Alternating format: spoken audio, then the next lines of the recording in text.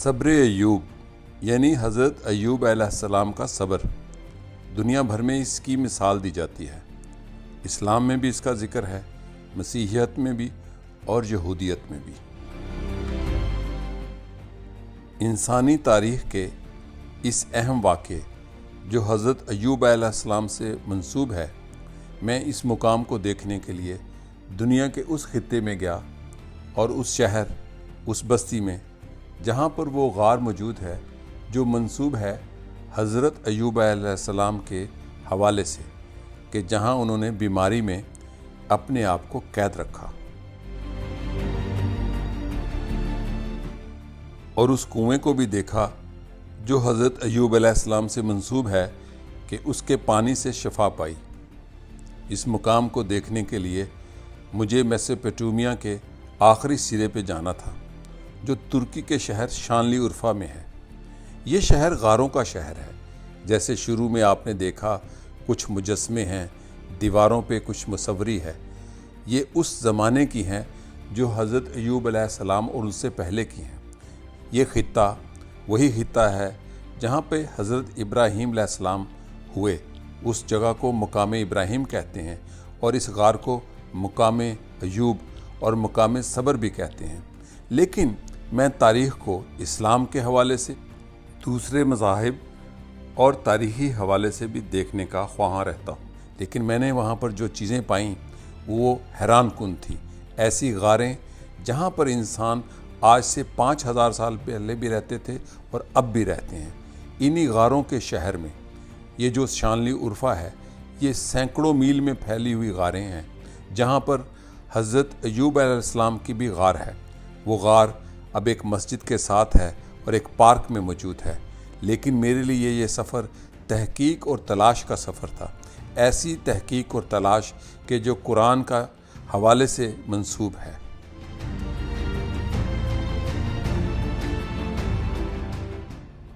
इस अहम और मुक़द्दस मुकाम को देखने के लिए मैं बड़ा बेताब था।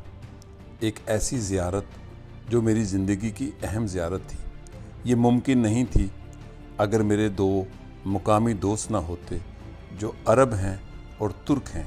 ये खित्ता अरब तुर्कों का खित्ता है, शामी सरहद से सिर्फ 12 मील के फासले पर। हज़रत अय्यूब अलैहिस्सलाम का कुरान पाक में मुतअद्दिद बार ज़िक्र है। सूरह नसा में भी है, सूरह इनाम में भी, अहादीस मुबारका में भी बहुत ज़िक्र है, लेकिन ज़्यादा तफसील नहीं मिलती। मैंने इस मुकाम की ज़ियारत से पहले कुरान पाक को भी देखा तर्जुमे के साथ और दूसरे मज़ाहब के हवाले भी देखे और उसके अलावा कुछ तफसीरों को भी पढ़ा। लेकिन मैं आज आपको वो मुकाम दिखाऊंगा जो मैं देखने के लिए कई सालों से बेचैन था। एक ऐसी ज़ियारत, एक ऐसी तारीख़ की तलाश जो इंसानी हवाले से हज़रत इब्राहीम अलैहिस्सलाम से ताल्लुक़ रखने वाले तीनों मज़ाहब में अहम नबी की हैसियत रखते हैं। किस हवाले से कि उनका सब्र अहम है। दुनिया भर में वो कोई खित्ता हो, हज़रत अय्यूब अलैहिस्सलाम का सब्र एक मिसाल के तौर पर पेश किया जाता है। ये वो मस्जिद है जो मुकाम इब्राहीम से मुताल्लिक़ है। मुकाम इब्राहीम, इससे मुराद वो मुकाम जहाँ पर हज़रत इब्राहीम अलैहिस्सलाम को आग के शोलों में धकेला गया, लेकिन कुदरत ने अपने मोज़े से उनको महफूज रखा।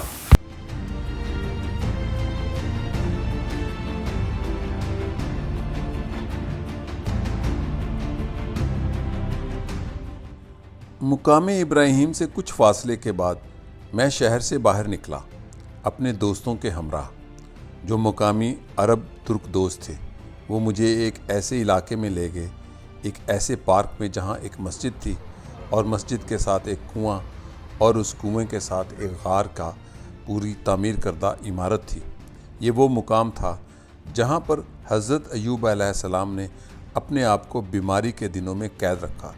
कहते हैं हज़रत अय्यूब अलैहिस्सलाम बड़े मालदार और बहुत खुशहाल इंसान थे। कुदरत ने, अल्लाह ताला ने जब उनका इम्तहान लिया तो उन्होंने सब्र का मुजाहरा किया। उनको बीमारी लाहक हुई, उनके माली हालात बुरे हुए और इस बीमारी के दौरान इस मुकाम पर एक غار میں اپنے آپ کو بند کر لیا، اور پھر قدرت کا معجزہ ہوا کہ یہیں پر ایک پانی کا چشمہ پھوٹا جو کہ یہ آپ کو نظر آ رہا ہے، اور اس کے پانی سے انہوں نے شفا پائی۔ یہ وہ گنبد ہے جس کی طرف میں بڑھ رہا ہوں۔ یہ گنبد در حقیقت ایک غار کے اوپر بنایا گیا گنبد ہے۔ یہاں پر بڑے زائرین تھے اور میں اس غار کے اندر جانے کے لیے بے چین تھا، جو دنیا بھر میں جانی جاتی ہے صبر کے حوالے سے۔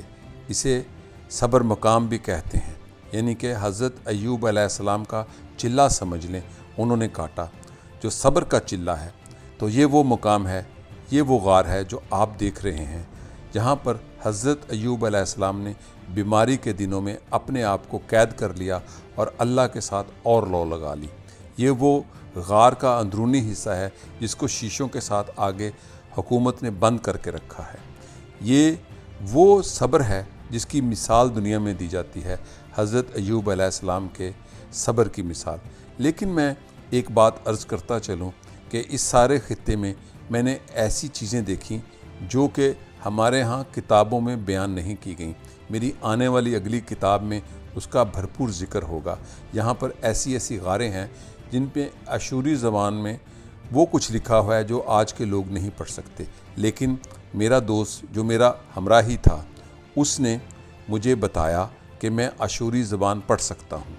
تو وہاں ایک اشوری زمانے میں لکھا ہوا تھا کہ میں ایک خدا کو مانتا ہوں، یعنی کہ وحدانیت کا تصور اس خطے سے ابھرا۔ یہ وہ غار ہے جو حضرت ایوب علیہ السلام کی غار کہلائی جاتی ہے۔ اس غار کے اندر انہوں نے 13 سال اور مختلف رائے ہیں، تفسیروں میں مختلف اس کا ذکر ہے، قیام کیا، بیماری میں، غربت میں، اور اپنے امتحان کا چلہ کاٹا، اور پھر اللہ تعالیٰ نے ان کو نوازا، اس صبر کا انعام دیا، اور وہ ایک صحت مند زندگی کے ساتھ دوبارہ دنیا میں ایک اعلیٰ مقام پر فائز ہوئے۔ کہا جاتا ہے کہ بادشاہت بھی ان کے حصے میں آئی۔ دریائے فرات کے کنارے ان بستیوں میں بہت راز ابھی تک منکشف نہیں ہوئے۔ میں نے ایسی غاریں دیکھیں جو 5000 سال پرانی ہیں۔ اس خطے میں حضرت ابراہیم علیہ السلام کا ظہور اس بات کا ثبوت ہے جو یہاں پر میں نے دیکھی کہ اس خطے کے لوگ مجسمہ سازی میں کمال تھے، اور اسی لیے حضرت ابراہیم علیہ السلام مجسمے یا بت پرستی کے خلاف کھڑے ہوئے اور توحید کا اعلان فرمایا۔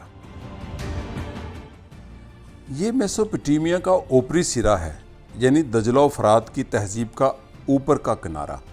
یہ ایک غار ہے جو ریسٹورنٹ میں بدل چکی ہے، اور ایسی کئی غاریں ابھی بھی محفوظ ہیں۔ میرا دوست جو عرب ہے اور ترک شہری ہے، یعنی کہ قبائلی عرب ہے جو صدیوں سے یہاں رہتا ہے، وہ تاریخ میں مجھ سے بھی زیادہ دلچسپی رکھتا تھا۔ اس کی رہنمائی نے سونے پہ سہاگا کیا اور مجھے ایسی غاروں میں بھی لے گیا جو آج سے 5-7 ہزار سال پہلے اس تہذیب کے آثار کے شاہکار تھے۔ مجھے اس نے بتایا کہ میں نے غاروں میں اشوری زبان میں وحدانیت کے کچھ جملے پڑھے ہیں، یعنی کہ ایک خدا ہونے پر۔ اسی علاقے میں حضرت ابراہیم علیہ السلام ہوئے۔ اس خطے میں جو تہذیب تھی وہ 2 دیوتاؤں کو بہت مانتی تھی، یعنی سورج کا دیوتا اور چاند کا دیوتا۔ شروع میں جو تصاویر مصوری کی اور میں نے بت دکھائے ہیں وہ اسی حضرت ابراہیم علیہ السلام کے زمانے سے پہلے ہیں، جیسے یہ غار حضرت ایوب علیہ السلام کے زمانے کی ہے، اور یہ وہ کنواں ہے جہاں پہ حضرت ایوب علیہ السلام نے غسل لیا اور ان کی بیماری اللہ تعالیٰ نے معجزے سے ختم کر دی۔ اور یہ قلعہ، یہ آثار اس تہذیب کے آثار ہیں جو 5 سے 7 ہزار سال پہلے یہاں پر موجود تھیں، اور پھر یہ تہذیب کا وہ زمانہ بھی کور کرتا ہے جو حضرت ابراہیم علیہ السلام کا اور حضرت ایوب علیہ السلام کا زمانہ ہے۔ تو مجھے اس سفر پہ جو تجربہ ہوا، جو مشاہدہ ہوا اس زیارت کے دوران، وہ ناقابل بیان ہے۔ یقیناً میں اسے کتاب میں محفوظ کروں گا۔ آج اتنا ہی صحیح، اگلی 2-3 ویڈیو میں بہت تفصیل کے ساتھ مقام ابراہیم اور اس خطے کی غاریں اور اس خطے کے حضرت ابراہیم علیہ السلام سے پہلے کے مذاہب کے بارے میں بات کروں گا۔